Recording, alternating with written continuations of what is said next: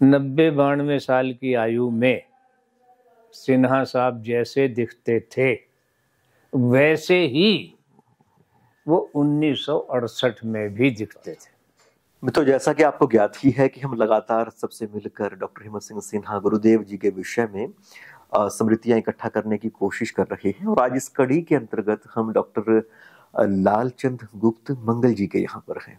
आप हिंदी के साहित्य के एक प्रखर विद्वान रहे हैं, और आपने हमेशा यानी कि वर्ष 1968 से लेके अब तक गुरुदेव के प्रति एक अनन्य शिष्य का भाव जिया है। तो आपसे आपके विषयों पर भी कभी हम बात करेंगे, पर फिलहाल गुरुदेव के विषय में हम पूरी बातचीत करना चाहेंगे कि उनके वो किस तरह से आंकते हैं, किस तरह से देखते हैं, और किस तरह से डॉक्टर सिन्हा को याद किया जा सकता है, उनको याद करना क्यों जरूरी है। विकास जी, मेरा सिन्हा साहब से 1968 से संबंध है। मैं एक शोधार्थी के रूप में किसी ऐसे व्यक्तित्व की तलाश में था जो दार्शनिक गुत्थियां सुलझाने में जो है मेरी सहायता करे। तो किसी ने बताया कि भाई आप जो है वो सिन्हा साहब से संपर्क करें, उनकी शरण में जाएं तो शायद कुछ बात बन जाए। क्योंकि मैं अस्तित्ववाद और नई कहानी पर काम कर रहा था पीएचडी के लिए, और अस्तित्ववाद वो दर्शन है जो फ्रेंच और जर्मन भाषाओं से होता हुआ अंग्रेजी में आया और अंग्रेजी से हिंदी में आया। उसका मूल रूप क्या था, अनुवाद में क्या स्थिति बनी, उससे हिंदी में क्या आया, दार्शनिकों ने क्या समझा, साहित्यकारों ने क्या समझा। तो ये बड़ी समस्या थी मेरे सामने। तो उनसे संपर्क किया और पहली ही मुलाकात में उन्होंने मुझे गले लगा लिया। तो उन्होंने कहा, भाई घबराने की आवश्यकता नहीं है, जो सुविधा हो आप जो है मेरे पास आ जाया करें। तो मैं तब वो शहर में रहते थे, लाला मुल्क राम सराफ के मकान में किराएदार थे। तो लगभग हर दिन हर शाम को मैं उनके यहाँ होता था। वो दिन और आज का दिन सिन्हा साहब के अंतिम क्षणों तक किसी न किसी रूप में कहीं ना कहीं उनसे निरंतर संपर्क जो हो बना रहा। तो यही रूप उनका जो है ना, मैं जीवन भर पिछले 54-55 सालों में यही रूप सहायता करने का, आगे बढ़कर गले लगाने का, दूसरे को की समस्याओं को सुलझाने का, ज्ञान बांटने का, भारतीय संस्कृति और सभ्यता का प्रचार प्रसार करने का, ये उनका रूप निरंतर निरंतर बना रहा। चाहे वो कितने ही व्यस्त क्यों ना हो, लेकिन इन कामों के लिए अगर कोई आया है लाभार्थी, उसकी सेवा करने के लिए वो हमेशा तत्पर रहते थे। और उसका कारण क्या था? दार्शनिक तो वो थे ही, दर्शन विशेषज्ञ तो वो थे ही, इसके अतिरिक्त भारतीय संस्कृति, भारतीय सभ्यता, अध्यात्म, भक्ति, धर्म और दर्शन के भी वो उसी स्तर के जो हो ज्ञाता थे। यही कारण है कि उनके यहाँ आया हुआ कोई भी व्यक्ति निराश नहीं लौटता था। तो जैसे आजकल हम गुरुदेव को देखते हैं, तो उस समय मतलब अगर आप बाहरी आप देखें तो किस तरह के दिखने में होते थे, क्या उनका रहता था? 90-92 साल की आयु में सिन्हा साहब जैसे दिखते थे वैसे ही वो 1968 में भी दिखते थे। उनका बाह्य रूपाकार बिल्कुल 1968 में भी वही था। वही जो है वो नील दिया हुआ कुर्ता पजामा खद्दर का, वही सफ़ेद उनके बाल, वही ललाट पर जो है उनका आभा प्रभामंडल, और वही उनकी बोलने की शक्ति। इन दिनों भी आप आश्चर्य करेंगे, हालांकि हम में और उनमें जो है वो लगभग 20 साल की आयु का वो अंतर है। हम कई बार बात करते करते कोई उदाहरण भूल जाते हैं, अटक जाते हैं कि भी उसने क्या कहा था, कोई कोट। लेकिन सिन्हा साहब की ये विशेषता रही कि कभी भी नहीं भूलते। जिस किसी भी विषय पर वो बात करने लगते थे, निरंतर वर्बेटम उनको जो है वो हमेशा याद रहती थी। इतनी जो है उनकी स्मरण शक्ति थी और इतनी एक तरह से जो है वो ज्ञान को पचाने की सहन शक्ति थी। वही व्यक्तित्व उनका जो है आज भी निरंतर, आप किसी से भी पूछेंगे, सिन्हा साहब का यही रूप आपको दिखाई देगा। बड़ी मुश्किल से सर्दियों में जो कहीं दिसंबर जनवरी में कोई कपड़े के जूते जुराबें पहन लियो तो पहन लियो, नहीं तो वही चप्पल, वही कुर्ता, वही पजामा। यही व्यक्तित्व उनका जो है हर एक के दिमाग में जो यही छाया हुआ है जी। अच्छा, क्योंकि 68 से लेके अब तक का सफर रहा तो एक बहुत लंबा सफर रहा। हाँ। तो आपको बहुत सारी स्मृतियां रही होंगी, उनकी बहुत सारी मौकों पे कही हुई बातें याद होंगी। तो ऐसी कुछ घटनाओं का जिक्र करें शुरू से लेके अब तक, कुछ आपको याद आती हो। 1968 से लेकर के, चूंकि मैं रिसर्च स्कॉलर था हिंदी डिपार्टमेंट में और वो फिलॉसफी डिपार्टमेंट में जो प्राध्यापक थे, तो निरंतर जो है नंबर 1 वो एक आदर्श अध्यापक नेता रहे हैं।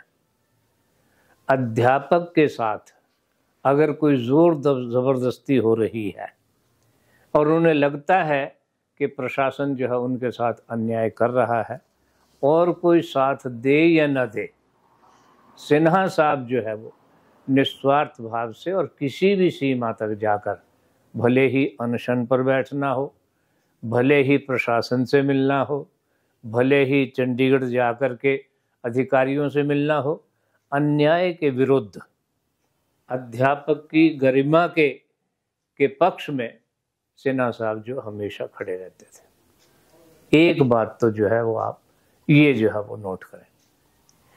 दूसरा, वे कभी भी कक्षा में जो है अनुपस्थित नहीं रहे।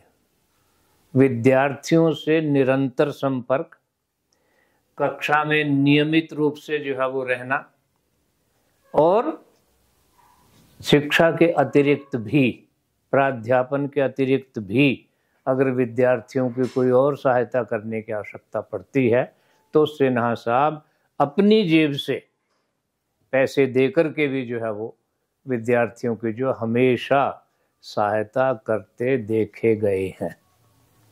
और जो लोग उनको निकट से जानते हैं वो ये जानते हैं कि सिन्हा साहब के घर जब आप जाएंगे तो वो स्वयं तो एक थोड़ी सी जगह में तख्त पर और उस पर जो है वो अपनी जगह लिए बैठे हैं, उनके घर में 5, 7, 10 बच्चे जिनका कोई नहीं है वो सिन्हा साहब के यहाँ खाते पीते, नहाते धोते, पलते बढ़ते आपको जो दिखाई देंगे।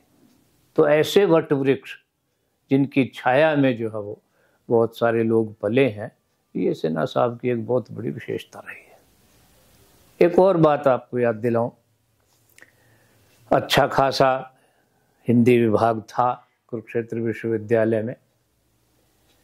हमारा कुरुक्षेत्र जो है वो एक तरह से जो ब्राह्मण प्रभुत्व वाला समाज रहा है। एक से एक पंडित जो है वो कुरुक्षेत्र ने दिए हैं। हिंदी के प्रति, मातृभाषा के प्रति, राष्ट्रभाषा के प्रति जितना समर्पण सिन्हा साहब का था, हिंदी विभाग का उससे कोई लेना देना नहीं था। चाहे आर्य समाज ने हिंदी के पक्ष में सम्मेलन आंदोलन चलाया हो, चाहे कोई और संस्था हिंदी को लेकर के जो अगर खड़ी हुई है, लगता था कहीं कि बिना सिन्हा साहब के हिंदी की आवाज़ सुनने सुनाने वाला कोई नहीं है। अकेले सिन्हा साहब थे जिन्होंने कुरुक्षेत्र के पत्रकारों को साथ लिया, एक संस्था का गठन किया और हिंदी के पक्ष में निरंतर जो है आवाज़ उठाई, ताकि हरियाणा का जो हिंदी भाषी राज्य की जो परिकल्पना है वो निरंतर और निरंतर साकार होती रहे। तो हिंदी विभाग से अधिक, हिंदी विभाग को अगर मैं कहूँ कि शायद उन्होंने हिंदी के पक्ष में कोई काम नहीं किया उन दिनों, सिन्हा साहब अकेले थे जो राष्ट्रभाषा में राष्ट्र प्रेम देखते थे, वसुधैव कुटुंबकम देखते थे। ये उनकी बहुत बड़ी विशेषता रही है। एक और बात मुझे रह रह करके याद आती है, वो ये कि सिन्हा साहब जो है अजात शत्रु थे। कोई भी व्यक्ति आपको नहीं मिलेगा जो उनके किसी ऐसे गुण की ओर, ऐसी विशेषता की ओर, ऐसी प्रवृत्ति की ओर संकेत करने में समर्थ हो कि जी ये बात यूं थी। अजात शत्रु, हर एक की सहायता करना, हर एक के लिए आगे बढ़ करके उसका हाथ पकड़ना, उसका गुणानुवाद करना। कभी मैंने उनको जीवन में जो है किसी की बुराई करते नहीं सुना। जो ही आप सामने पड़ेंगे तत्काल बस आपकी प्रशंसा जो है वो करनी शुरू कर देंगे। आप यूं हैं, आप यूं हैं, आप यूं हैं, आप यूं हैं, तो आप जो है वो गदगद हो जाएंगे। उनका स्नेह मिलेगा, उनका आशीर्वाद मिलेगा। तो ये उनके व्यक्तित्व की जो है बहुत बड़ी विशेषता थी जी। उनके पढ़ने लिखने को लेकर के भी जो है वो मैं चूँकि काफ़ी निकट से देखा है, तो देखिए फिलॉसफी के तो वो व्यक्ति थे ही। बाद में हो सकता है प्रारंभ में रहे हों, हमारी जानकारी में नहीं है, लेकिन सेवा में रहते रहते रामचरितमानस केंद्रित उन्होंने जो है परिषद जो है वो बना रखी थी, स्वांतः सुखाय, और उसके अंतर्गत वो रामायण का अखंड पाठ करते थे।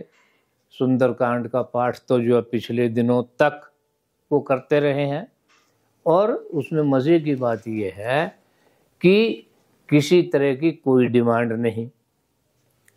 अगर किसी ने जो है वो मानस पर आरती के समय 11 रुपये चढ़ा दिए हैं किसी श्रद्धालु ने, तो वो भी स्वीकार्य है।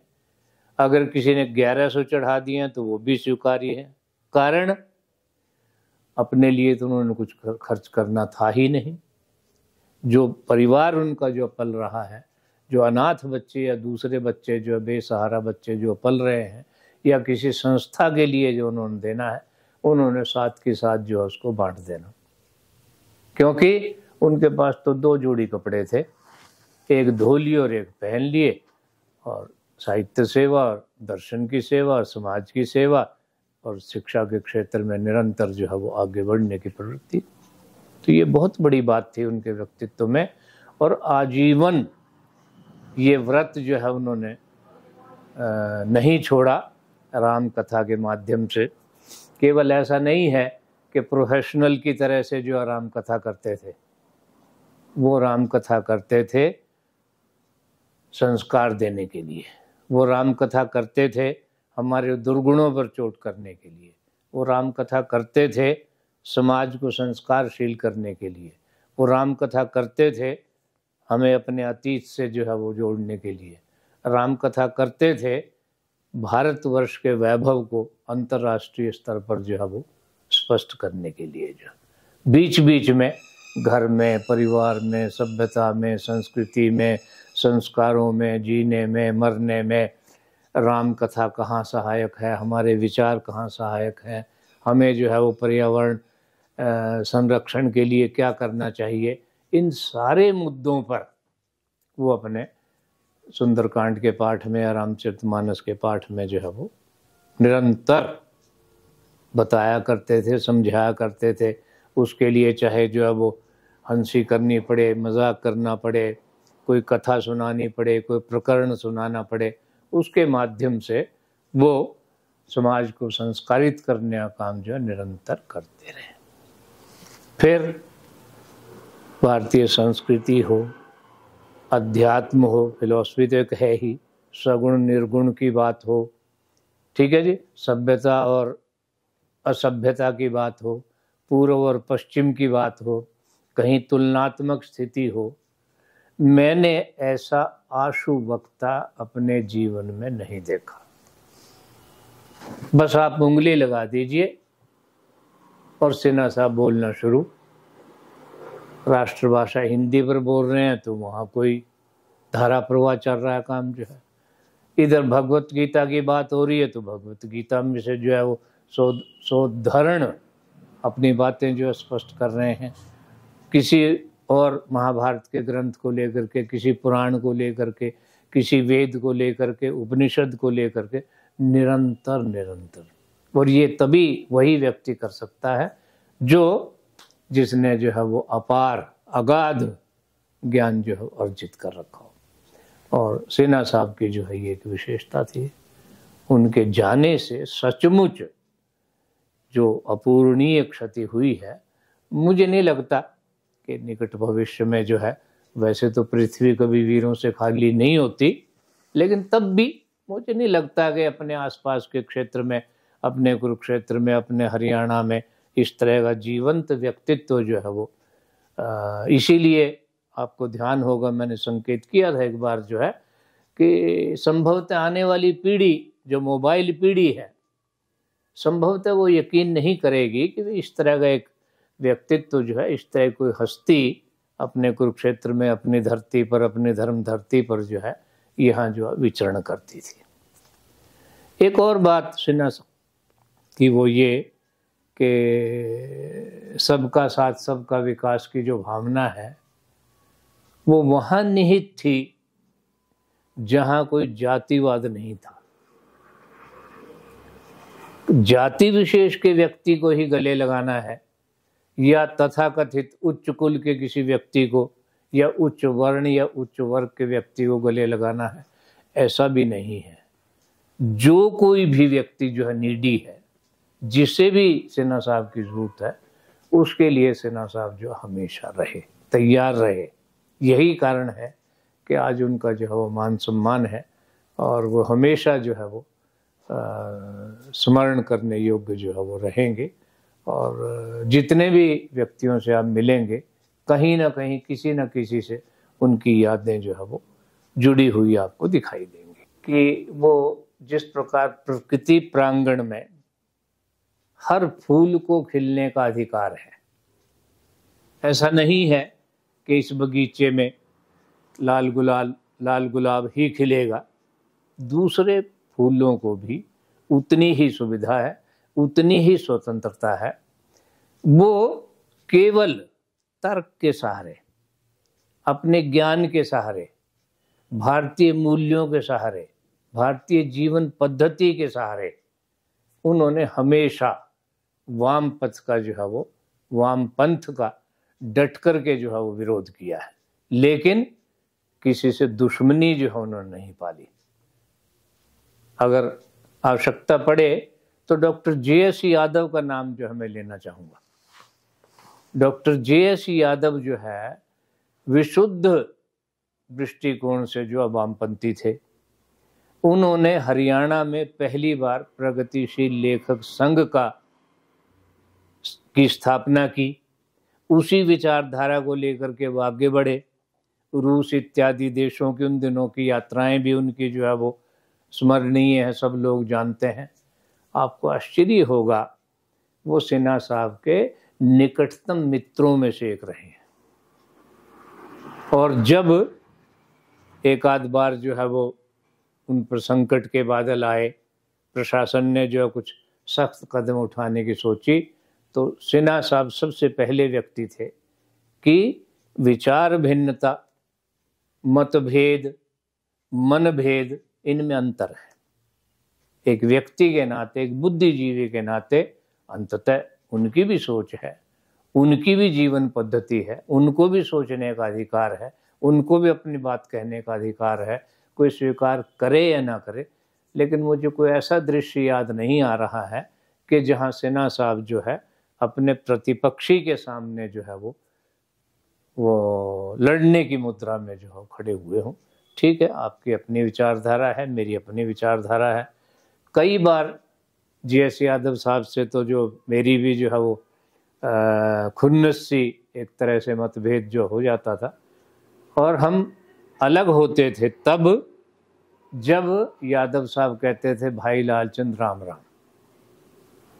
हम सहमत नहीं हो रहे हैं किसी मुद्दे पर, चाहे वो शिक्षा की बात हो, चाहे समाज की बात हो, चाहे शोषण की बात हो, चाहे शोषक शोषित की बात हो।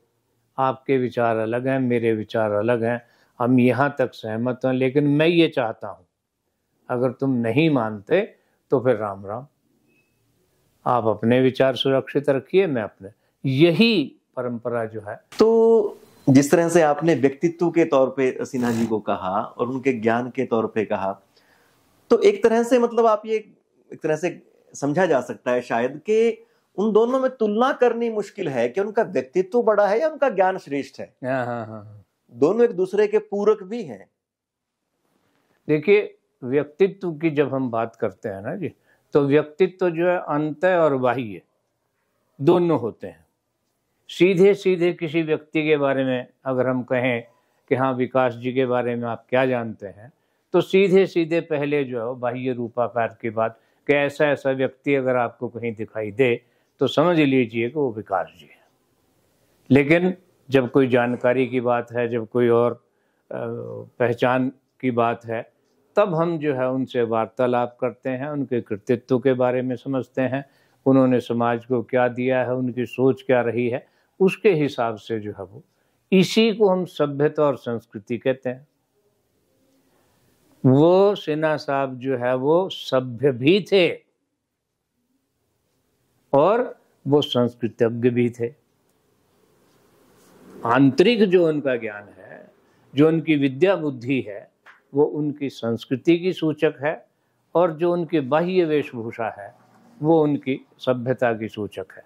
उस सभ्यता को आप साधु सभ्यता कह सकते हैं, उसे जो भारतीय सभ्यता कह सकते हैं, उसे हरियाणवी सभ्यता कह सकते हैं। तो वो भारतीय दृष्टि से सभ्य भी थे और पूरी तरह से जो है वो संस्कारवान भी थे। तो ये व्यक्तित्व उनका जो है आंतरिक और बाह्य व्यक्तित्व जो सुमेल था, कहीं भी उसमें विपरीत नहीं थी, कहीं असंगति या विसंगति नहीं थी। जैसा वो थे वैसे ही जो वो अंदर थे। मैं केवल 8.5 साल बाहर रहा हूँ, बाकी जीवन भर पिछले लगभग 70 साल से जो है मैं कुरुक्षेत्र में ही हूँ। तो इसलिए तभी तो मैं कह रहा हूँ ना कि सिन्हा साहब को जो है बाहर रह कर के भी निरंतर जो है अपनी यूनिवर्सिटी से संपर्क संबंध बना रहा। तो सिन्हा साहब से जो है वो 2 दिन के बाद, 4 दिन के बाद, 10 दिन के बाद, 6 महीने के बाद, कहीं दुख में, कहीं सुख में, कहीं आंदोलन में, कहीं कहीं शिक्षक आंदोलन में, निरंतर जो, और अब तो जो है हम 20-25 साल से तो निरंतर जो है वो एक दूसरे के संपर्क में थे। कहीं ना कहीं दूसरे चौथे जो अपना जो मुलाकात हो जाती थी। उनका आशीर्वाद जो है, कभी मैं उनका ऑफिशियल विद्यार्थी नहीं रहा, लेकिन मैंने हमेशा उनको अपने गुरु की दृष्टि से, अपने शिक्षक की दृष्टि से जो महसूस किया है, देखा है। और जीवन में जहाँ कहीं भी, चाहे 365 दिन मुलाकात हुई हो, मैंने हमेशा उनके चरण स्पर्श किए हैं। और उसी रूप में मैं आज भी मानता हूँ वो मेरे टीचर थे। मैंने अपने श्रद्धांजलि समारोह में एक जगह कहा भी था कि वो गुरुओं के गुरु थे। हम भी टीचर हैं, लेकिन टीचर का भी टीचर होना, ये या तो डॉक्टर सर्वपल्ली राधाकृष्णन के बारे में कहा जाता है, या मैं सिन्हा साहब को जो है वो बेधड़क जो कह सकता हूँ कि बहुत सारे शिक्षक जो आपको मिलेंगे, बहुत सारे अध्यापक आपको मिलेंगे, बहुत सारे विद्वान अपने आप को मिलेंगे, ज्ञाता मिलेंगे, लेकिन उन सब के शिरोमणि के रूप में अगर हम अपने परिचय क्षेत्र में किसी को जानना चाहते हैं तो सिन्हा साहब जो है वो एक हो सकते हैं। कितनी ही बार उनको जो है अपने हाथ से लिख कर देते हुए देखा है। भाई ये क्या कर रहे हैं कि नहीं, इसको असुविधा थी तो मैंने जो लिख करके कहा कि तुम आना, मैं लिख करके रखूंगा, तुम जो ले जाना। निस्वार्थ भाव से जो है उसकी सेवा। तो इस सेवा में जो वो जो परंपरा है अपने ऋषियों मुनियों की, संभवतः वो उनके दिमाग में रही है, वाचिक परंपरा। ठीक है, अपनी वाणी से या अपनी लेखनी से हम जितना जो है वो दूसरे की सेवा कर सकते हैं, वो सेवा जो है उन्होंने की है। कई बार हरियाणा साहित्य अकादमी जब बनी, उन्होंने अलग अलग विषयों की पुस्तकें अलग अलग विद्वानों से जो लिखवाने की कोशिश की। सिन्हा साहब को भी जो उन्होंने घेरा, मुझे नहीं लगता कि कोई एक आध पुस्तक उन्होंने लिख करके दी हो, क्योंकि इसके लिए उनके पास समय नहीं था। संभवतः वो सोच भी नहीं रहे थे कि मुझे इस दिशा में जो कुछ ऐसा काम करना है। क्योंकि मैं ये समझता हूं उनकी सोच ये थी कि मौलिक देन बस ईश्वर की ही है। हम जो है अभिव्यक्ति के रूप में तो जो है वो जैसे मैं बोल रहा हूँ आप बोल रहे हैं, अभिव्यक्ति के रूप में तो जो हमारी हल्की फुल्की मौलिकता हो सकती है, लेकिन ये दावा करना कि जो कुछ मैं बोल रहा हूँ या गीता के संबंध में, रामायण के संबंध में, इतिहास के संबंध में, प्राज्ञ इतिहास के संबंध में, पुरातत्व के इतिहास में, ये मेरी मौलिक बात है, ऐसा नहीं है। हमसे पहले बहुत सारे लोगों ने ये बात कही है, बहुत सारे लोग ये जानते हैं। हम उन्हें जो है वो पुनरावृत्ति के रूप में किस प्रकार अभिव्यक्त कर पाते हैं, किस तरह समयानुरूप उनकी व्याख्या कर पाते हैं, प्रसंगानुकूल किस तरह से किस बात को जो अजमाया जा सकता है, इसमें ही मौलिकता है। और मैं ये महसूस करता हूँ कि सिन्हा साहब जो है वो इसी सोच के जो है वो तो इस तरह से तो फिर हम ये भी मान हाँ सकते हैं कि वो अपने आप में व्यक्ति ना हो कि वो तो एक प्रवाह का नाम था। हाँ बिल्कुल बिल्कुल बिल्कुल बिल्कुल, वो एक, मैं तो कहा करता हूँ कि वो संस्था थे, एक ऐसी संस्था जो काम एक संस्था कर सकती है वो अकेले सिन्हा साहब ने किया। जिस दिशा में मुड़े वहीं उनका योगदान है, जहां उनकी आवश्यकता हुई वहीं जो है उनका योगदान है। जहां वो उन्होंने पिछले जीवन जो 20-30 साल विद्या भारती में जो लगाया है, उसके अतिरिक्त जितना भी समय है उस कार्यालय से उठ करके बाहर उस समाज सेवा में भी लगाते रहे हैं। वो दुख सुख में भी जाते रहे हैं। उन्होंने कभी किसी को निराश नहीं किया। जिसने जो समय मांगा उसी समय कह दिया कि आ जाइए। उन्होंने अपने आराम की, कभी उसकी जो है कोई किसी तरह की कोई चिंता नहीं की। और अंतिम दिनों में जो 5-7 दिन जो है उनके बीते हैं, उनमें भी उनका जीवट जो कम नहीं हुआ। उनमें भी उनकी सोच जो है उसमें कहीं कोई गिरावट जो नहीं आई है। वो निरंतर सोचते रहे और क्या रह गया है या क्या रह जाएगा उसके बारे में कोई लिखित भी जो वो छोड़ करके जो गए हैं। तो इसलिए वो अपने आप में एक संपूर्ण व्यक्तित्व थे। संपूर्ण व्यक्तित्व, संपूर्ण हमारे यहाँ अदृश्य शक्ति को कहा जाता है, ब्रह्म को, ईश्वर को कहा जाता है, अज्ञात सत्ता को कहा जाता है। लेकिन सिन्हा साहब में वो सारी की सारी वृत्तियां, सारी की सारी प्रवृत्तियां, सारे गुण पूंजीभूत रूप में जो सुरक्षित थे। ये मैं पिछले 54-55 साल के संबंधों के आधार पर कह सकता हूँ। अच्छा गुरुदेव, ये तो आपने सिन्हा जी का एक सामाजिक रूप में, एक साझे व्यक्ति के रूप में रेखांकन किया, उनके जाने को याद किया। हाँ। आप व्यक्तिगत तौर पे उनके जाने को अपनी किस तरह से क्षति देखते हैं? मैं ये महसूस करता हूं कि सृष्टि का एक नियम है आवागमन, और अक्सर ये भी कहा करता हूं कि जितनी चाबी भरी राम ने उतना चले खिलौना। सिन्हा साहब चूंकि जो लगभग शतायु होकर के गए हैं, अब हम जो है वो अधिक की अपेक्षा भी जो है वो भारतीय संदर्भों में नहीं कर सकते। आयु भी अपनी पूरी करके गए हैं।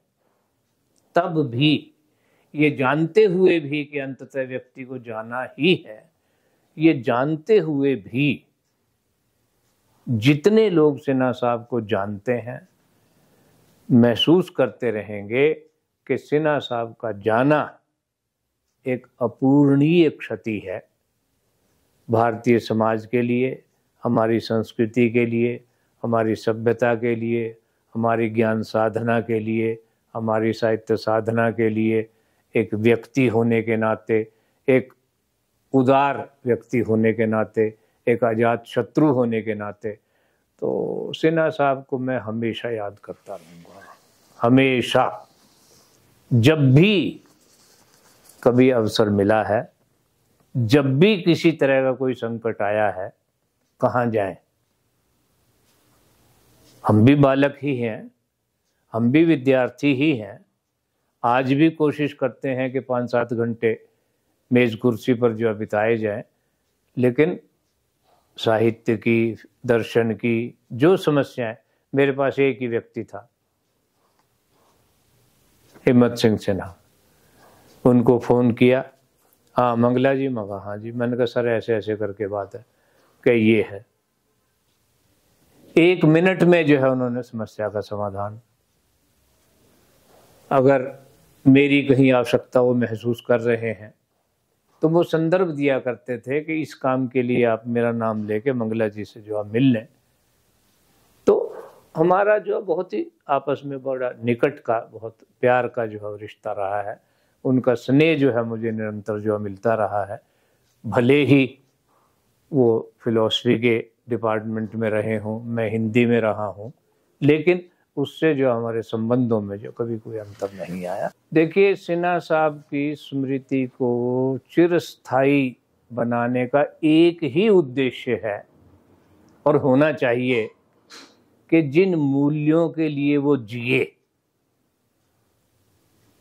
आने वाली पीढ़ी, समकालीन पीढ़ी, भविष्यत पीढ़ी जो है, आप कौन हैं? आप हिम्मत सिंह सिन्हा हैं। आपकी स्मृति को स्थायी क्यों किया गया है, ये प्रश्न स्वाभाविक उठता है हमारे मन में जो है। तो वहाँ जो है ये बताया जा सकता है कि ये व्यक्तित्व ऐसा है, ये समाज सुधारक भी रहा है, ये दिशा बोधक भी रहा है, ये एक बड़ा साहित्यकार भी रहा है, एक दार्शनिक भी रहा है, भारतीय मूल्यों का प्रतिनिधि भी रहा है, भारतीय संस्कृति और सभ्यता का उन्नायक भी रहा है। इसलिए उनकी स्मृति को स्थायी करना बहुत आवश्यक है। और इसके लिए कुरुक्षेत्र विश्वविद्यालय को, दर्शन विभाग को, सदाचार स्थल वालों को, कुरुक्षेत्र विकास बोर्ड को, स्थानीय एमएलए को, हरियाणा सरकार को, उर्दू अकादमी को,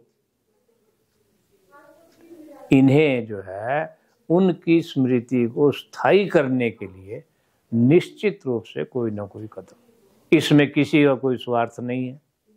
हम अपनी पीढ़ी की को संस्कारवान बनाए रखने के लिए ही ऐसे व्यक्ति की स्मृति चाहते हैं कि वो किसी न किसी रूप में स्थायी हो। किसी सभागार का नाम उनके उस पर किया जा सकता है। सदाचार स्थल में जो सभा भवन है, वहाँ जो है वो आदमकद मूर्ति के साथ उनका जीवन वृत्तांत जो है वो दिया जा सकता है। किसी सड़क का नाम अगर गुलजारीलाल नंदा मार्ग है तो कहीं ना कहीं जो है वो हिम्मत सिंह सिन्हा मार्ग भी जो है किया जा सकता है। तो इस तरह से बहुत सारी सोच है। कोई पुस्तकालय हिम्मत सिंह सिन्हा के नाम पर जो है स्थापित किया जा सकता है या उसका नामकरण किया जा सकता है। तो इसलिए ये बहुत आवश्यक है। तो कोशिश रहेगी कि जिस किसी भी स्तर पर जो है वो चर्चा परिचर्चा होगी तो हम कोशिश करेंगे कि उनकी, क्योंकि हर किसी की स्मृति तो जो स्थायी नहीं हो सकती और वो हर कोई अपनी स्मृति को स्थायी करवाने के लिए जो है वो पात्र भी नहीं होता। लेकिन सिन्हा साहब के लिए एक भी व्यक्ति आपको ऐसा नहीं मिलेगा जो ये कहे कि नहीं जी इसकी आवश्यकता नहीं है। हर कोई कहेगा कि इसकी आवश्यकता है, ताकि आने वाली पीढ़ियां जो है वो ये महसूस करती रहें कि ये हमारे पूर्वज हैं और हमें जो है वो इनके संस्कारों पर, इनके मूल्यों पर आगे बढ़ना है, आगे जीवित रहना है। तो इसलिए ज़रूरी है।